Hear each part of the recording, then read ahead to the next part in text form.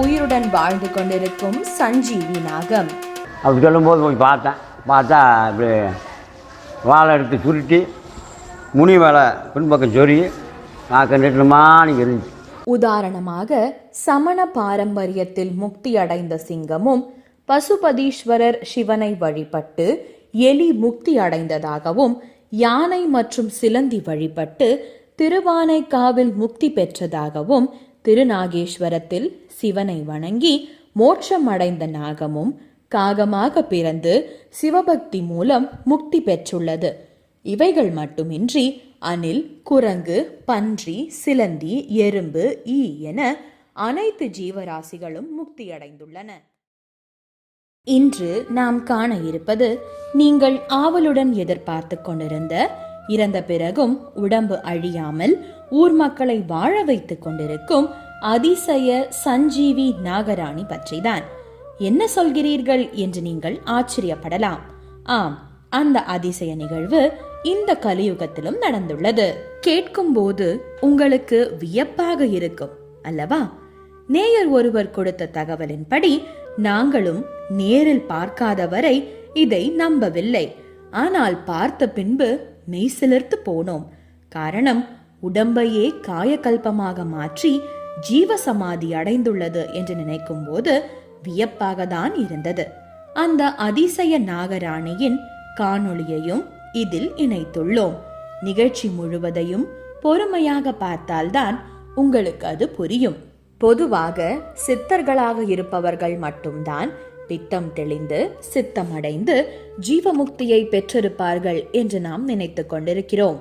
ஆனால் இந்த பூமியில் படைக்கப்பட்ட ஓரறிவு முதல் 6 அறிவு வரை உள்ள எல்லா ஜீவராசிகளும் ஆங்காங்கே இறைவனை நோக்கி தவம் செய்து ஜீவமுக்தி அடைந்துள்ளது. அதிலும் இந்த கலியுகத்தில் சாத்தியமா என்றால் நிச்சயம் சாத்தியமே என்று சாட்சியாக இந்த காணொளி அமைந்துள்ளது.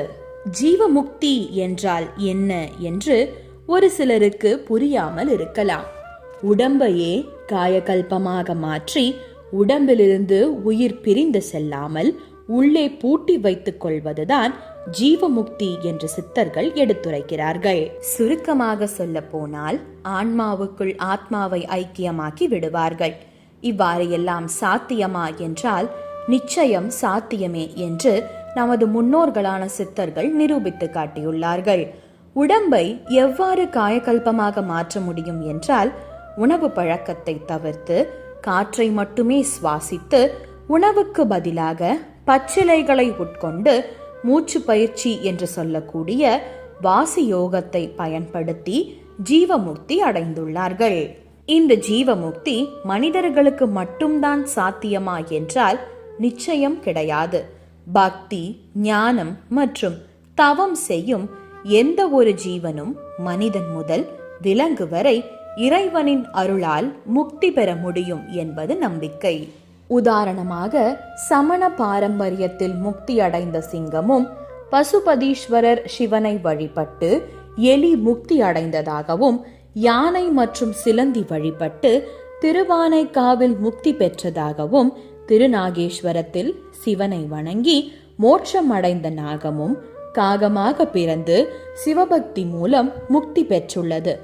இவைகள் மட்டுமின்றி அணில், குரங்கு, பன்றி, சிலந்தி, எறும்பு, ஈ என அனைத்து ஜீவராசிகளும் முக்தியடைந்துள்ளன. இவ்வாறெல்லாம் சாதாரண மனிதர்களாகிய நமக்கும் சாத்தியமா என்றால் முடியும். ஆனால் முடியாது என்று பதில் சொல்ல முடியும். காரணம், சுகபோக வாழ்க்கையில் மூழ்கியிருக்கும் நம்மால் அவற்றை விட்டு வெளியே வர முடியாத சூழ்நிலை இருப்பதால் நமக்கு இது சாத்தியம் கிடையாது என்பதே பதிலாகும். முடியும் என்றால் அறுசுவை உணவுகளும் ஆடம்பர உடைகளும் சுகபோக வாழ்க்கை என அனைத்தையும் துறந்துவிட்டு இறைவன் மீது பக்தி கொண்டால் மட்டுமே இது சாத்தியமாகும். குறிப்பாக அசைவத்தை தவிர்த்தாலே ஞானத்திற்கான பாதை தானாக கிடைக்கும் என்பதே சித்தர்களின் கருத்தாகும். எதற்காக அசைவத்தை சித்தர்கள் தவிர்க்க சொன்னார்கள் என்றால், நாம் உட்கொள்ளும் உணவுகள் அனைத்தும் இரத்த அணுக்களாக மாறுகின்றன. அந்த இரத்த அணுக்கள் ஒன்றாக சேர்ந்துதான் விந்துவாக உயிர் பெற்று குண்டலினி சக்தியை தியானத்தின் மூலம் தலையில் கொண்டு நிறுத்தி வைக்க முடியும். அதுவே அசைவத்தை உட்கொண்டோம் என்றால் இரத்த அணுக்களில் அசுத்தம் கலந்து குண்டலினி ஞானம் பெறுவதற்கு தடையாக இருப்பதால் தான் சித்தர்கள் பச்சிலை மட்டுமே உணவாக உட்கொண்டுள்ளார்கள். அறுசுவை அசைவத்திற்கு அடிமையான நாம் இறைவனை எவ்வாறு அடைய முடியும் என்று சற்று யோசித்து பாருங்கள். சரி, இந்த கலியுகத்தில் இதெல்லாம் சாத்தியமா என்றால் நிச்சயம் சாத்தியமே. இன்று காண இருக்கும் சஞ்சீவி நாகராணி கூட உடம்பு அழியாமல் பச்சிலை மட்டுமே உட்கொண்டு உடம்பை காயகல்பமாக மாற்றி ஜீவமுக்தி அடைந்துள்ளது என்பதற்கு சாட்சியாக இந்த காணொளியை உதாரணமாக எடுத்துக்கொள்ளலாம். பொதுவாக நாகம் என்றால் அதனுடைய உணவு பட்டியலில் கண்டிப்பாக எலி, தவளை, பூச்சி, பறவைகள் என அனைத்தும் இருக்கும். ஆனால் சஞ்சீவி நாகராணி இதற்கு முரண்பட்டதாக இருக்கின்றது. எப்படி என்றால், உடம்பை வருத்தி கொண்டு பச்சிலையை மட்டுமே உணவாக உட்கொண்டு எந்த ஒரு உயிரினத்தையும் தீண்டாமல் சமாதி அடைந்துள்ளது என்றால் நீங்கள் நம்புவீர்களா? உடம்பு அழியாமல் இன்று வரை ஜீவனோடு வாழ்ந்து கொண்டிருக்கும் அதிசய சஞ்சீவி நாகராணியின் காணொளியும் இதில் இணைத்துள்ளோம். இங்கு அமர்ந்து அருள் பாலித்துக் கொண்டிருக்கும் அம்மனின் பெயர் காளீஸ்வரியாகும். இங்குள்ள மக்கள் இந்த அம்மனை காளியாத்தா என்று அழைக்கிறார்கள். திருக்கோவில் எங்கு உள்ளது என்றால் தேனி மாவட்டம் உத்தமபாளையம் தாலுகாவில் ஓடைப்பட்டி என்னும் இடத்தில் அமைந்துள்ளது. ஓடைப்பட்டி என்னும் பெயர் ஏதோ கிராமம் போல் உள்ளது என்று நீங்கள் நினைப்பீர்கள். ஆனால் குட்டி கேரளா என்றே சொல்லலாம். காரணம், அதிகம் படித்தவர்கள் கேரள மாநிலத்தில் மட்டும் இருக்கின்றார்கள்.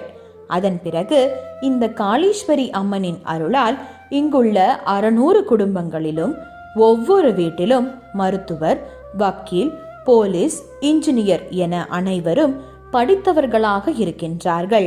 அது மட்டுமின்றி வெளிநாடுகளிலும் வேலை செய்து கொண்டிருக்கிறார்கள் என்று இங்கிருந்தவர்கள் எங்களிடம் விளக்கமளித்தார்கள். எனக்கு இந்த சாமியை ரொம்ப பிடிக்கும். நான் ஒரு காலத்தில் ஒரு சீட்டு விளாண்டுக்கிட்டு தண்ணி அடிச்சுக்கிட்டு ரொம்ப மோசமாக தெரிஞ்சேன். இந்த சாமியை கும்பிட போய் நான் நல்ல மனுஷனாகி இன்றைக்கி என் மைனை நல்லா படிக்க வச்சு ஒரு எஸ்ஐ ஆகியிருக்கேன்.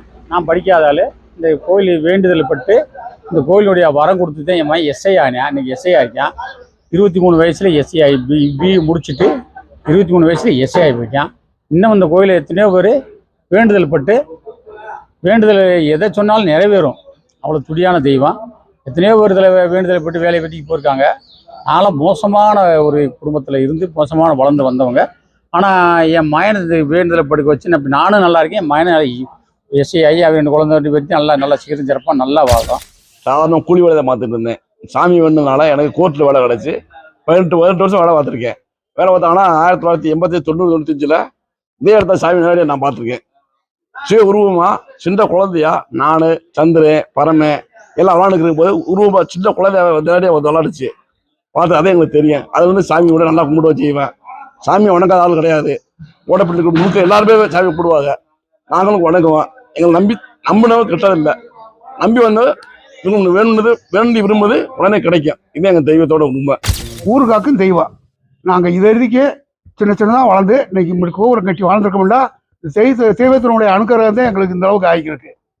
இந்த அளவுக்கு நாங்கள் பெரிய ஆள் ஆகிருக்கோம்னு சொன்னால் எங்கள் இப்படி ஆகிருக்கு. எங்கள் பிள்ளைய படித்து எடுங்க, எங்கள் பிள்ளைய படித்து பெரிய டாக்டராக இருக்காங்க. எடுங்க, தம்பி கூட பிறந்தவன். இதனுடைய அனுகிரகம் தான். பையன் டாக்டராக இருக்கான், பொண்ணு டாக்டராக இருக்குது. இதனுடைய அனுகிரகத்தினால நாங்கள் நல்லா இருக்கோம்.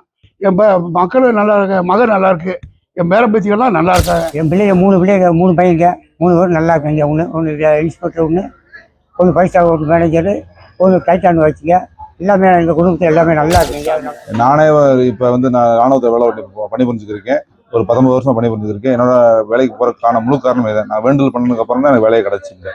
அதுக்காக கோயில் மணியில் அடிச்சு வச்சுருக்கோம். நாங்கள் என்னோட வேண்டுதலை தான் அதுக்காக வேண்டி நான் வேண்டுதல் அடித்து உள்ள மணி அடிச்சுருக்கேன். நான் என் வேண்டுதல் நிறைவேற போய் தான் நாங்கள் பண்ணோம். அது மாதிரி நிறைய பேர் இதெல்லாம் பண்ணதெல்லாம் வேண்டுதல்லாம் பண்ணது பூராமே வேண்டுதல் தான். எல்லாமே எனக்கு இந்த வேலை நடக்கணும், எனக்கு வேலை எடுக்கணும் அப்படின்னு வேண்டுதல் நிறையா பண்ணாங்க. அது மாதிரி நிறைய பேர் வேலையும் இந்த காளீஸ்வரி அம்மன் இந்த ஊருக்கு எப்படி வந்தார்கள் என்றால், காத்த தெய்வம் வந்து காளீஸ்வரி. இந்த அம்மா வந்து பிறப்பிடம் வந்து கேரளாவில் இருந்து அந்த காலத்தில் பழங்காலத்து ஆளுக வந்து அந்த அம்மாவுக்கு வந்து கேட்டிருக்கு, சூழி வரம் கேட்டிருக்கு, காவு கேட்டிருக்கு. எருமக்கடா 200 வருஷத்துக்கு ஒரு தடவை வெட்டணும். 7 சூழி பெண், அதாவது கர்ப்பிணி பெண்களை காவு கொடுக்கணும்னு கேட்டாங்க. அவங்க அந்த காலத்தில் கொடுத்து வந்து முடியாமல், அவங்களால தங்கரிக்க முடியாமல் அந்த அம்மாவை ஆற்றுல விட்டாங்க. அப்போ இந்த பூசாரியோட வர்க்கத்தை சேர்ந்தவங்க வந்து பிழைக்க போன இடம் வந்து இப்போ ஆவியூர் பட்டணம். ஆவியூரில் இருக்கும்போது அந்த பெட்டி வந்திருக்கும்போது அந்த பெட்டியிலேருந்து எடுத்து அதில் ஒரு பூசாரியருக்கு அருள் வந்திருக்கு. அவங்க பஞ்சமலைக்கு போய் இருந்தவங்க அங்கே வந்து அந்த பெட்டி ஆற்றுல வர்றதை பார்த்து ஒரு எடுத்திருக்காங்க. அதில் ஒரு இந்த பூசாரியோட சேர்ந்தவங்களுக்கு அருள் வந்து அவங்க வந்து சொன்னது, இந்த மாதிரி எனக்கு இப்படி கொடுண்டு, ஐயா எங்களால் முடியாது, எங்களால் நாங்கள் வந்து வச்சு தங்கரிக்க முடியாது அப்படி சொல்லி திருப்பி சொல்லும்போது, சரி எனக்கு வருஷத்துக்கு ஒரு தடவை மிருகங்காவல் ஒன்று கொடுங்க அப்படின்ட்டு சொல்லுவோம். சரி இதை விட நாங்கள் செய்கிறோம் அப்படின்னு சொல்லி அதை எடுத்துக்கு வந்து இந்த ஊரே இல்லாதப்ப, இந்த ஊரே இல்லாமல் வீடே இல்லாத இடத்துல இருக்கும்போது வந்து ஒரு சாலி மரத்துக்கு அடியில் வச்சு சாமி கும்பிட்டு வந்தாங்க. வரும்போது எல்லாத்துக்கும் கொஞ்சம் அவங்க சுற்றி எல்லாமே வந்தாங்க.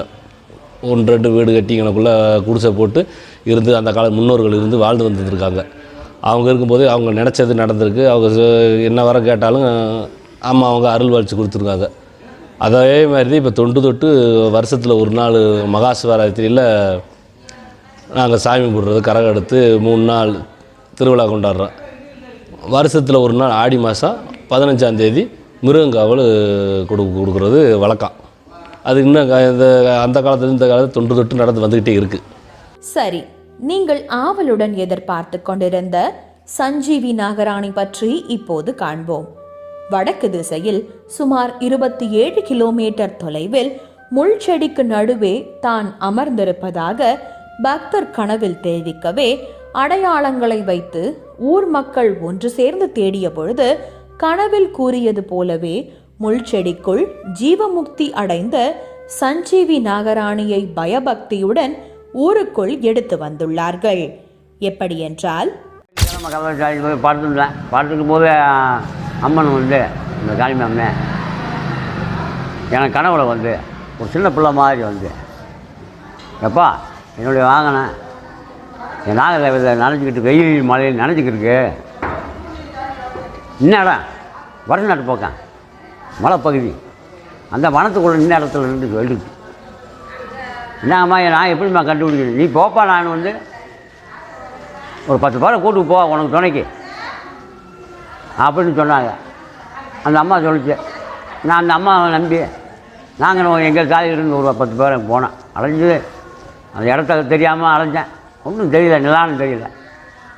நான் போய் மேலே தெய்வம் இறக்கி இன்ன இடத்துல இருக்குடா அப்படின்னு சொல்லிச்சு.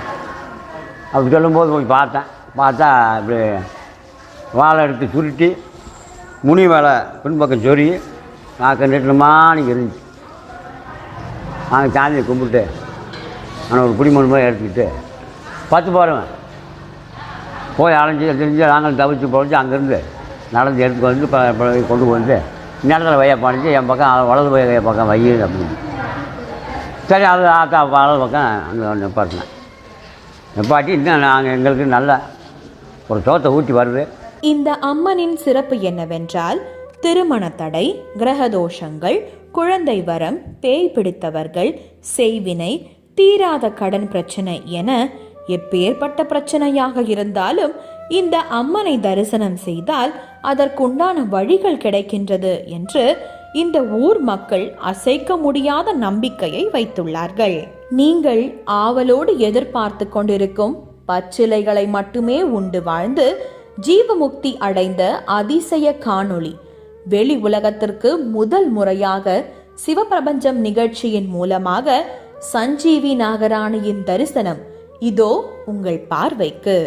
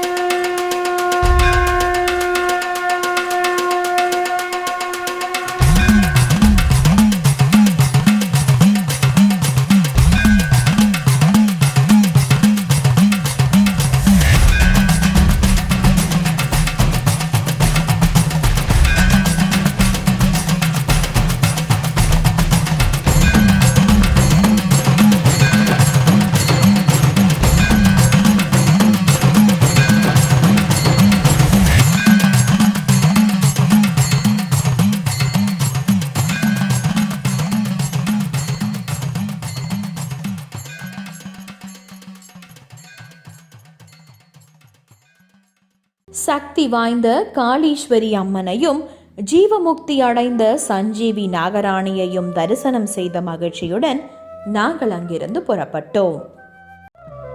இப்பொழுதே சப்தசாகரா சேனலை சப்ஸ்கிரைப் செய்து எங்களோடு இணைந்திருங்கள்.